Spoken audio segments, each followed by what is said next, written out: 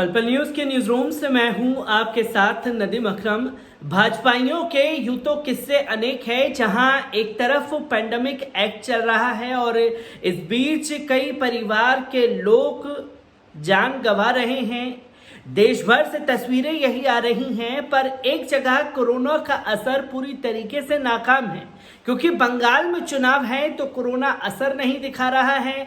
और जो तस्वीरें अब सामने आ रही हैं बंगाल से, वो भी हैरान कर देने वाली कहानी सामने है, क्योंकि एक 10 साल के मासूम बच्चे को भाजपाई कार्यकर्ताओं ने सिर्फ इसलिए पीट दिया क्योंकि उसने जय श्री राम का नारा नहीं लगाया था।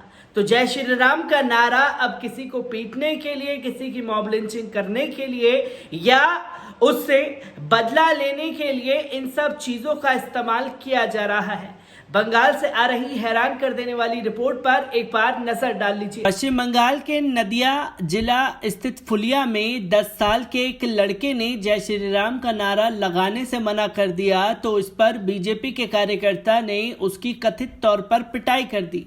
ये घटना सोमवार दोपहर की है, जब लड़का पार्टी कार्यकर्ता की चाय की दुकान के पास गुजर रहा था। अंग्रेजी अखबार द टेलीग्राफ की रिपोर्ट के मुताबिक पीड़ित चौथी कक्षा में पढ़ने वाला महादेव शर्मा है। बताया गया कि घटना में उसको कई चोटें आई हैं, जिसके बाद उसे रानाघाट अस्पताल में भर्ती कराया गया।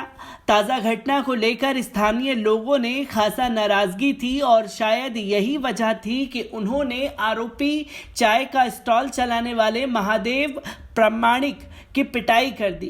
प्रदर्शनकारियों ने इसके अलावा NH 12 घेर कर प्रामाणिक की गिरफ्तारी की मांग उठाई। मामले में दखल देते हुए पुलिस ने जांच शुरू की और 1 घंटे बाद हाईवे पर लगी प्रदर्शनकारियों के जमावड़े को हटवाया गया। पुलिस ने लोगों को आश्वासन दिया कि आरोपी गिरफ्तार किया जाएगा। हालांकि सूत्रों ने अखबार को बताया कि प्रामाणिक फरार हो चुका है और वह बीजेपी की महिला इकाई के स्थानीय नेत्री मिट्टू प्रामाणिक का पति है। पुलिस के मुताबिक पीड़ित लड़का एक बढ़ई का बेटा है, जो कि तृणमूल कांग्रेस का समर्थक है। एक चश्मदीद के हवाले से अखबार ने कहा कि लड़का प्रामाणिक के टी स्टॉल के पास से गुजर रहा था। वह अकेला था, तभी प्रामाणिक ने उसे बुलाया और उसके पिता के तृणमूल के प्रति झुकाव को लेकर उल्टा सीधा कहने लगा। उसने आगे बताया कि 17 अप्रैल को यहां चुनाव के दौरान बच्चे के पिता की हालिया सक्रिय भागीदारी से विशेष रूप से प्रामाणिक को बहुत बुरा लग रहा था। बकौल चश्मदीद उसने बच्चे को धमकाना शुरू कर दिया और कहा कि जय श्री राम का नारा लगाओ। लड़के ने वैसा करने से मना कर दिया। फिर क्या था, शर्मा को प्रामाणिक तब तक पीटता रहा जब तक उसे स्थानीय लोग बचाने नहीं आए।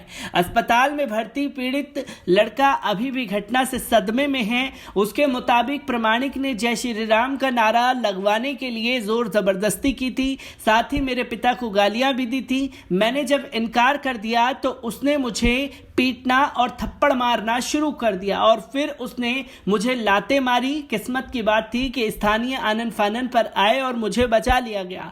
अस्पताल के सूत्रों का कहना है कि लड़के के चेहरे, सिर और पीठ पर चोटें आई हैं। उसे सिटी स्कैन कराने के लिए कहा गया है। तृणमूल कांग्रेस के यूथ विंग के नेता पीटर मुखर्जी का कहना है कि इस घटना ने दर्शाया है कि बीजेपी कितनी क्रूर हो सकती है।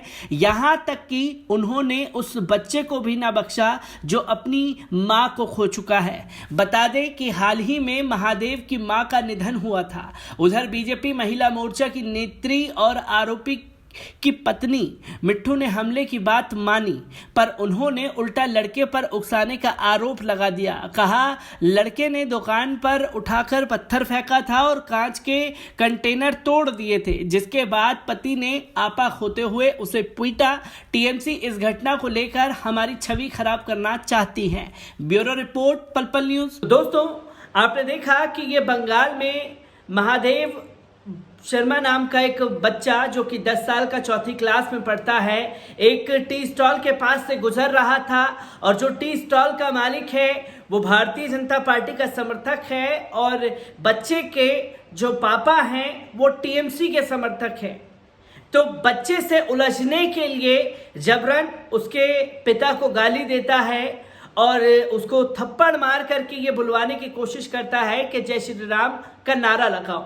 और जब वो ये नारा नहीं लगाता तो उसको बुरी तरीके से पीटा जाता है और इतना पीटता है कि वो बच्चा हॉस्पिटलाइज हो जाता है। एक तरफ जहां देश में एक वैश्विक महामारी फैली हुई है और इस वैश्विक महामारी के दौरान ऐसी घटनाएं सामने आना, वो भी भारतीय जनता पार्टी के कार्यकर्ताओं द्वारा, उस पर सवाल खड़ा होता है कि आखिरकार क्या पूरी तरीके से दिल पत्थर हो चुका है भारतीय जनता पार्टी के कार्यकर्ताओं का, जो ऐसे माहौल में भी ऐसी हरकतों को अंजाम देने से बाज नहीं आ रहे हैं। तो बंगाल से आ रही हर एक अपडेट को मैं आप लोगों के साथ यूं ही साझा करता रहूंगा। दीजिए मुझे इजाजत, शुक्रिया।